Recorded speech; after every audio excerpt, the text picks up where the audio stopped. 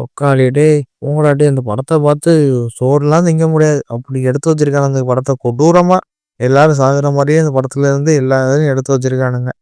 கிட்டத்தட்ட ஏகப்பட்ட பாட்டு இருக்கு. இப்போ ரீசெண்டா 2025ல வந்தது ஃபைனல் டெஸ்டினேஷன் பெட்லைன் அப்படின்னு ஒரு படம் வந்திருக்கு.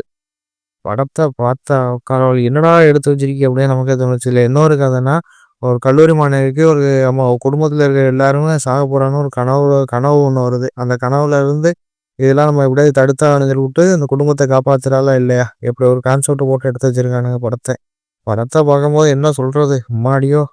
கொடூரமா எல்லாரும் சாகுற மாரி தான் எடுத்து வச்சிருக்கான அந்த டைரக்டர். எவன்டா அந்த டைரக்டர் கொடூரமா யோசிக்கிற ஆளு?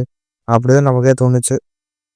படம் பார்க்கறதுக்கு ஸ்டார்ட்டிங்ல என்னடா ஒரு மாரியா போதே அப்படின்னு பார்த்தா, போக போக பார்த்தா சின்ன பையன்லாம் பார்க்கறது கிடையாது. எல்லாமே கொடூரமா சாகுறாய்ங்க. அத பார்த்தா நமக்கு திடீர் திடீர்னு என்னடா இவன் நெஞ்செல்லாம் நமக்கு அடைக்கிற மாரியே இருக்கு. படத்த பார்க்கும்போது அப்படித்தாங்க சரி இருந்துச்சு.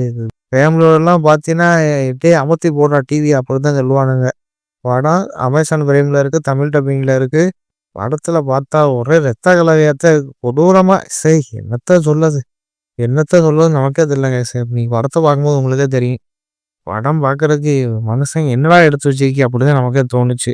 ஃபேமிலியோட நம்ம பார்க்க வேணாம். அதுவும் முக்கியமா குழந்தைகள்லாம் படத்த தயவுசெய்து பார்க்காதீங்க. ஏன்னா, அது எப்படி சொல்றது? கொடூரமான ஒரு ரத்த கறை புடைஞ்ச ஒரு படமா தான் இருக்கும். படம் ஒன் டைம் வாட்ச் பண்ணி பார்க்கலாங்க. வேற சொல்ற அளவுக்கு எதுவுமே கிடையாது.